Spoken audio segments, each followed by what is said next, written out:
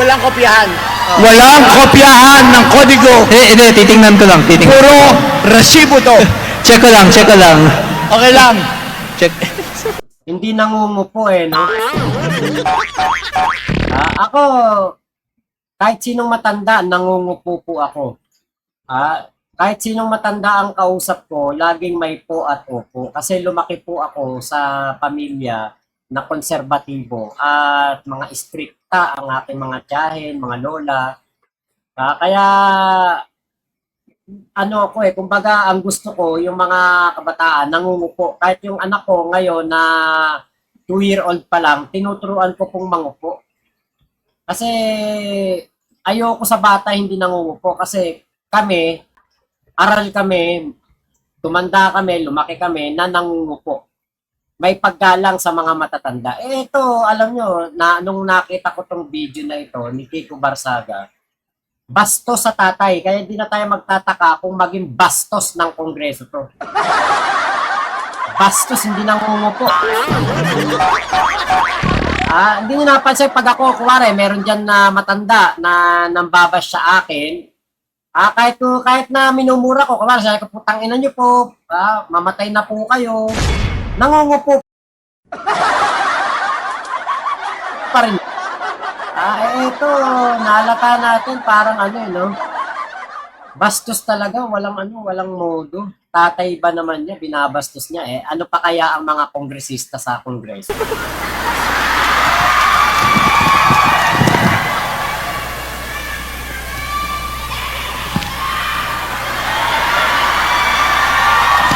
Love you too.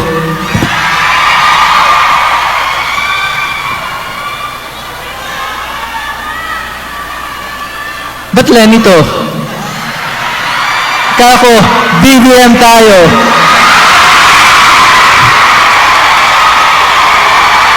BBM! BBM!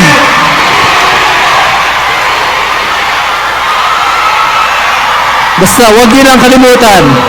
Kiko Barsaga, number 4 sa pelota. Iboto niyo ako. Thank you, everyone.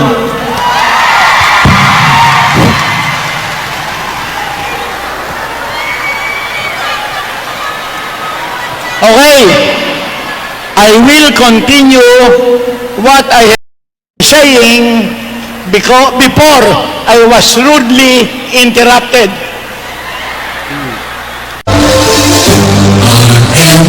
Rudely interrupted. Tatay niya yun yung nagsabi nun. I was rudely interrupted. Di ba po? Kaya kaya sabi ko nung nakita ko tong video na ito, na yung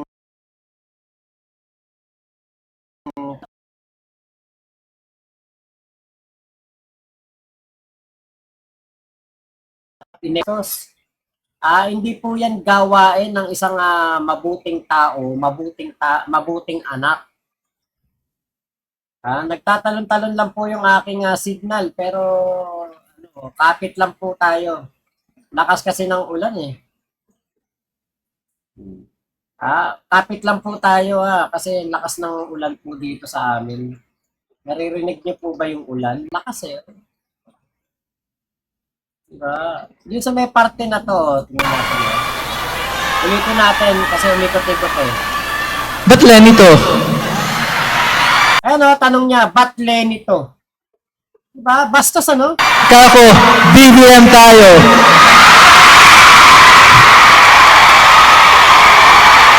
BBM! BBM!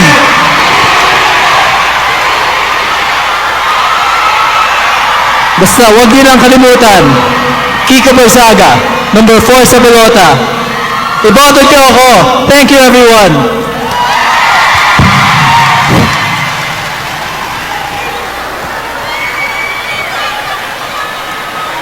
Okay. I will continue what I have been saying before I was rudely interrupted. Kita nyo tatay niya. Rudely interrupted. Bastos po itong taon to. Alam niyo, patay na to, si PD Barsaga. Patay na yan, makabilang buhay na, sumalangit na ang kanyang kaluluwa. Yung legasiya na iniwan nito, yung Barsaga na iginagalang sa Kongreso, sinisira ngayon netong tukmol na Barsaga na to. No, alam niyo itong yung kasi doon kay Leandro Lebiste, masasalamin natin yung kasabihan na ang kabataan ng pag-asa ng bayan na sinabi mismo ng ating pambansang bayani, Jose Rizal. Pero etong si Kiko Barsaga, ito yung kabataan na may toyo. Kabataan na kulang-kulang. Baka 6 months lang to nung pinanganak eh. Diba? Baka 6 months lang to nung pinalabas. Kaya ganyan siguro ang lakas ng toyo. At syempre, sino ba ang kakampi sa may toyo? Syempre, yung malakas din ang sapak. China-challenge niya po kasi yung leadership ni House Speaker Martin Romualdez na. Dapat lang. Dapat lang talaga. Dahil nakita niyo naman yung budget 2023, 24, 25. Malamang agawan na naman yan ng budget sa 2026.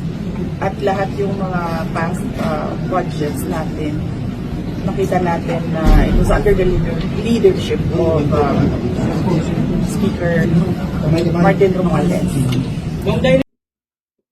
Diba? Tama lang daw na kino-question ni Kiko Barsaga ang budget ni Speaker Martin Romualdez o yung speakership ni Martin Romualdez. Siyempre, kakampihan yan ni Sara. May toyo din yan eh. Diba? Biruin mo, binantaan yan yung ating First Lady, ang ating Presidente, ang House Speaker. Tapos, nung ina-interview siya, sabi niya, gawa-gawa lang nila yun. Samantalang siya yung nagmumumura kay PBBM. Diba? Kaya po, itong si Kiko Barsaga, parang irereklamo po o makakatanggap ng ethics complaint sa Kongreso kasi nga po sa ginagawang kabalbalan, ginagawang katarantaduhan doon po sa Kongreso na parang ginagawa niyang playground. At napatunayan na rin ni Congressman Garin na may meow-meow nga to sa utak. Malakas po meow-meow nito. Meron nga daw bang ethics complaint na maaaring i-file against Cavite 4th District Representative Kiko Barzaga? Ano ba ito? Baka naman... Oo, go ahead please po. Matagal na kasi namin naririnig yun. No? Yung una, medyo nagtataka kasi kami talaga dun sa mga actions niya sa loob ng Kongreso.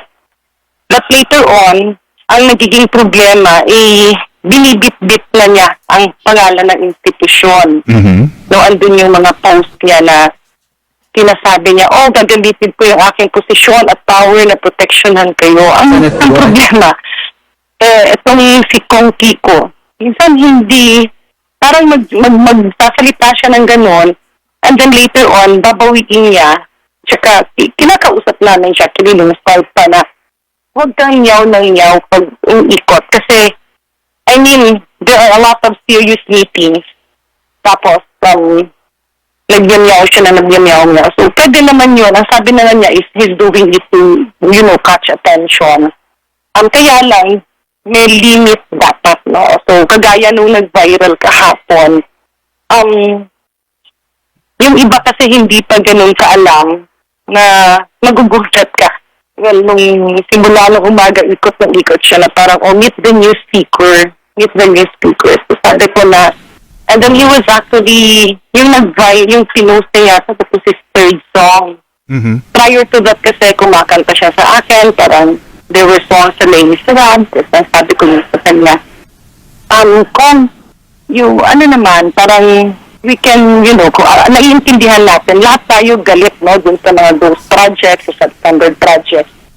And we were coaching him, the way to do it is, kunyari may mga investigasyon, then we present documents, and then kung sino yung mananagot. Pero, ang nasa isip niya kasi mapaulit-ulit, sabi niya, there's a revolution in our country. There's a revolution in our country. So he was telling him, walang ganon. So, sabi ko sa kanya, tama yun, na-protesta tayo, yung mga hinaing natin, lahat ilabas yun.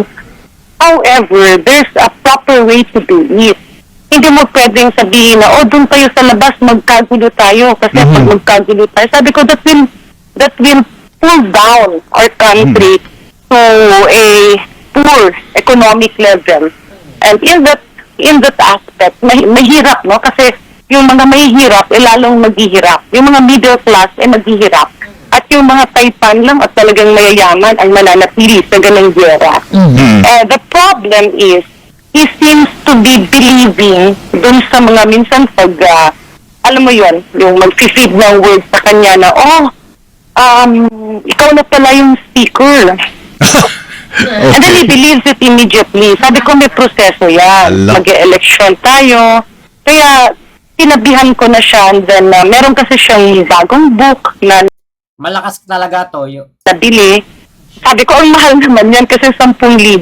But then he was claiming to me kasi ano siya, parang nilagyan ng pangalan niya na Kong Yao. Oo. So parang sabi niya kasi yung cover page. So, akala naman alam mo yun, parang he was, hindi mo, parang ako bilang isang nanay, bilang isang doktor, medyo minsan naaawa ako, no? Naawa ako in the sense na minsan, alam mo yun, parang may iba siguro na parang manggagatong sa kanya. Pero may times naman na okay naman siya. Pero pa iba-iba, like he keeps on repeating, bakit walang birthday celebration na bongga ang presidente? Sabi ko, kung wala naman talagang planong ganon, kasi nag-post yata siya na na-cancel daw. Oo. Sabi niya, hindi, di ba, natakot sila kasi grabe na ang pressure, grabe na ang rally. The president is now being pressured. Sabi ko, walang ganon. The president is bent on initiating reforms and we are all here to help him. No, kung ano yung nalalaman, ano yung pwede natin i-extract information, or kung meron man tayong kasamahan na damay, hindi siya pagtatakpan. And we were explaining, pero talon kasi siya ng talon. Alam mo, he was jumping on his seat and he was saying na, ang lapit na, I'll be speaker soon. So, we don't want to prick his bubble. Kasi baka mamaya mag-breakdown, alam mo yung gano'n. Pero, he's very excited. Sabi niya, hindi pala ako ngayon nakakaupong speaker. Sabi niya, malamang next week. Meron nga daw bang ethics complaint na maaaring i-file against Cavite 4th District Representative Kiko Barzaga? Ano ba ito? Baka naman go ahead please po. Matagal na kasi namin naririnig yun. No? Yung una, nung una medyo nagtataka kasi kami talaga dun sa mga actions niya sa loob ng Kongreso. But later on, ang nagiging problema binibit-bit na niya ang pangalan ng institusyon. No, andun yung mga post niya na Ayan, umulit na pala. Di ba kita nyo, yung nagtatatalon siya at kine-claim niya na ang speakership kahit na hindi naman totoo. Meow-meow siya ng meow-meow habang naglalakad sa Kongreso. First time po tayo nakakita ng ganyang kongresista.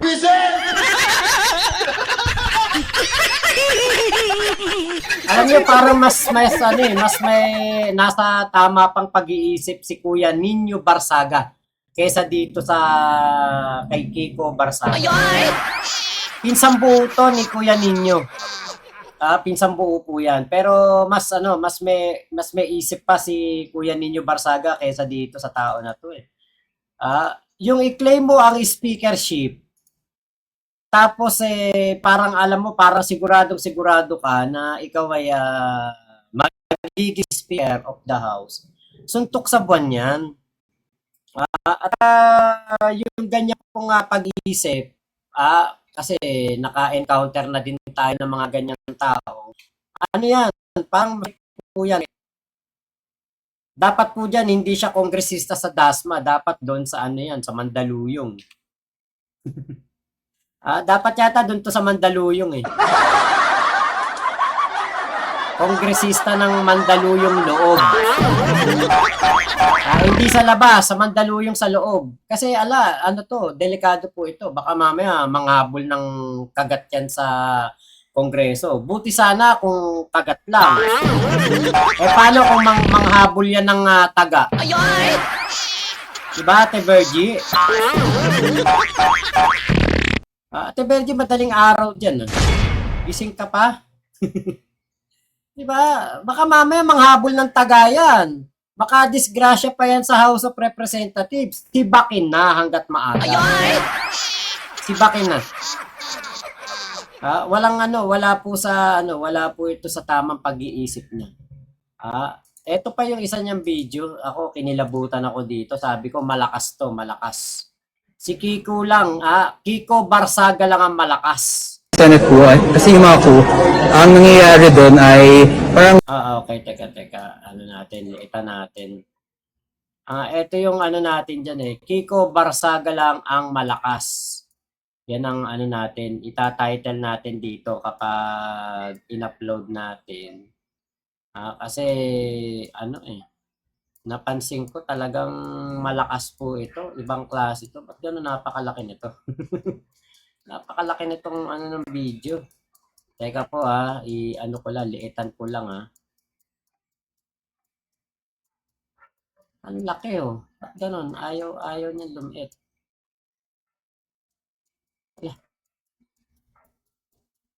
Napakalaki pala nito. Teka. Dapat natin dito. Ang laki ng sakop niya. Yan. Okay. Senate po, kasi yung mga po, ang nangyayari doon ay parang patago silang kumukuha ng mga signatures and then biglaan lang na mag-change. But me, I'm a very open person. I'm telling this now. I'm going to take Speaker Romualdez' speakership, and I hope Majority Leader Sandro Marcos won't hold it against me or won't stand in my way. Thank you, everyone. May suporta po kayo sa mayorya ng mga kongresista? May mga We're getting the nakausap na numbers. We have 1 now, 2 maybe, if we're lucky. kayo? Pero marami But we kayong will win. kailangan. Kailangan majority, di ba? majority, Yes. sir. Malapit na ba kayo doon? Very close. We'll see. Mahigit 100 na po Ilan ba na ng sir na po kongresista? signature mo? Hindi, wala pa akong nagsisignature. I'm not collecting signatures. Yung nakakausap niyo po ba?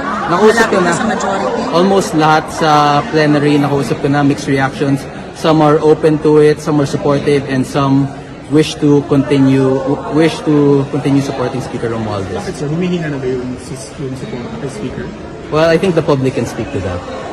It's not for me to say because at the end of the day, the House represents the people, and the people's sentiments is what will say whether or not Speaker still stays strong or whether his leadership is weakening. Kailan mangyayari yung change of leadership?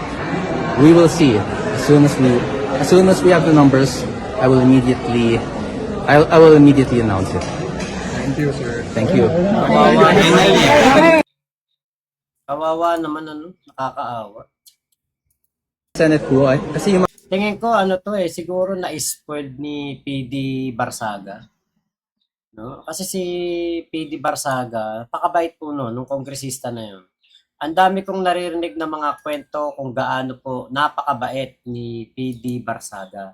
Siguro na-spoiled, kaya po ganyan na, kumbaga parang akala nitong si Kiko, lahat ng ginagawa niya tama, lahat ng ginagawa niya maraming susuporta sa kanya. Alam niyo, nakakaawa po. Hindi ko parang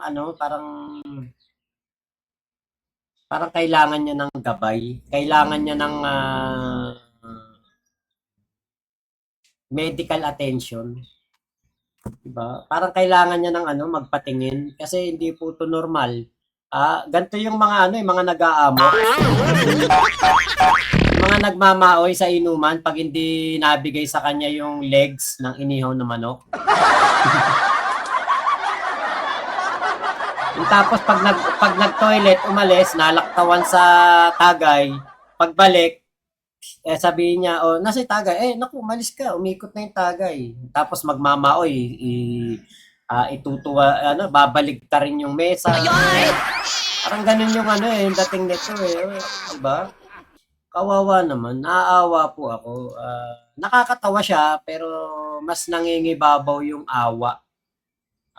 Para si Sara Duterte, di ba? Parang si Sara Duterte, sabi ni Sara, putang ina ninyo lahat. Bongbong Marcos, Lisa Marcos, Martin Romualdez, may kinausap na ako. Para ipagurgur kayo. Pag ako pinagurgur nyo, meron nang hahanap sa inyo. No joke. No joke. Tapos nung na-interview siya tungkol dun sa pagbabanta niya sa ating Pangulong Bongbong Marcos, ang sabi niya, gawa-gawa lang nila yun.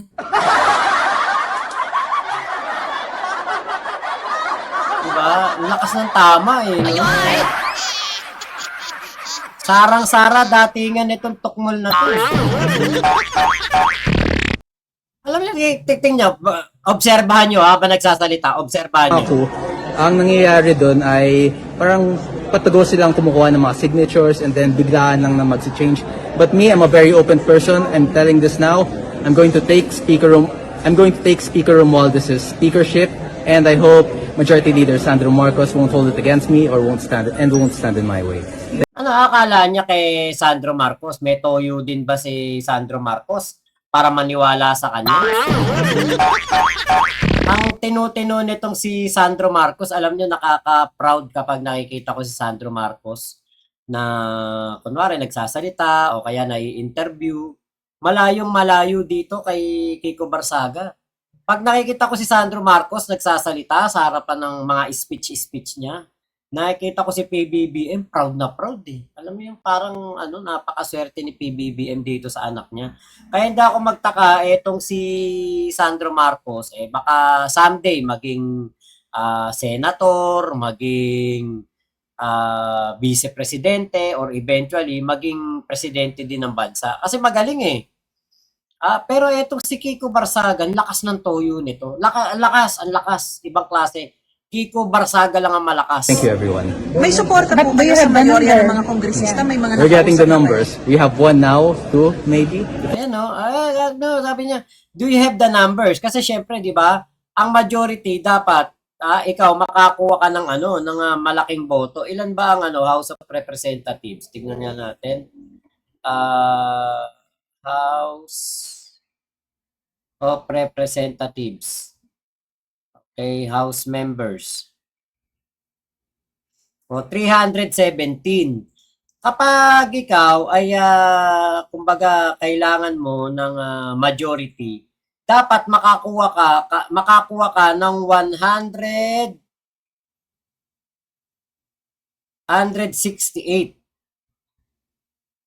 or more. Pagpalagay mo lang 170, 180 na boto, yon majority na yon. Talagang baka maagaw mo kay Speaker Martin Romualdez ang speakership. Pero yung katulad nito, sabi 1, 2, di ba? Parang alam mo, ang lakas ng toyo mo. Natopa ka ba? Nalipasan ka ba?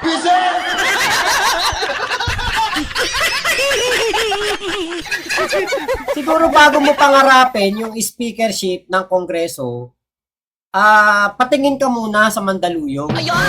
Sumama ka kay Kuya Nino Barsaga kapag magpapa-check up siya. Kasi si Kuya Nino Barsaga, ang alam ko, hindi monthly eh. Basta nagpupunta siya ng Mandaluyong, doon sa hospital doon.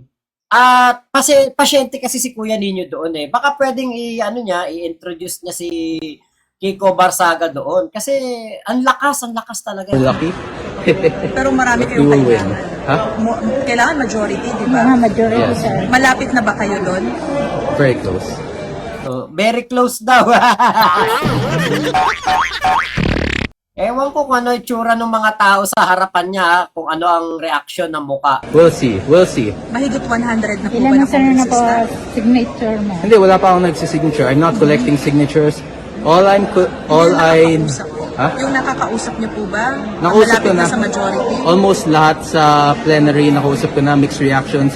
Some are open to it, some are supportive, and some wish to continue supporting Speaker Romualdez. Bakit sir, humihinga na ba yung support kay speaker? Well, I think the public can speak to that. It's not for me to say because at the end of the day, the House represents the people, and the people's sentiments is what will say whether or not Speaker still stays strong or whether his leadership is weakening. Kailan mangyayari yung change of leadership? We will see. As soon as we have the numbers, I will immediately announce it. Thank you, sir. Thank you. Ang lakas ng tama, ano. Kawawa talaga to. Alam nyo, yan yung mga tao na yung Senate po, kasi yung mga napabayaan, tapos na-spoiled, nasunod ang gusto. Kristan, samahan mo to sa Kristan. Samahan mo sa mental. Patingin kayong dalawa. Parang parehas kayong mga metoyo eh. Kristan. Happy condolence sa pamilya mo, buong pamilya mo Kristan. Happy condolence, yan. Mukhang nalalapit na pagkamatay mo. Ako sigurado ko, buhay pa ako ewan ko ikaw. Kristan. Happy condolence sa buong pamilya mo Sana ma-invite mo naman kami sa burol mo, Kristan. Alam niyo nakakaawa tong mga ganitong tao katulad ni Naawa ako na natatawa, na bubuisit. Mixed emotion. Sabi nga niya, 'di ba, mixed emotion. Nakakabuisit siya pero nandun pa rin yung maaawa ka. At mapapaisip ka paano naging kongresista to? Bukod sa dala-dala niya yung apelyido ng tatay niya na Barsaga na malakas sa Dasmariñas. Yun lang ang qualifications. Kaya siya nanalo, di ba? Kawawa. Kawawa ang mga constituents nito. Kasi wala tong maitutulong sa sambayan ng Pilipino. Di ba? Ewan natin kung sana naman sa 2028 election, mag-isip-isip naman yung mga taga-Dasma. Nakakahiya po na meron po kayo may toyo na kongresista. Diba?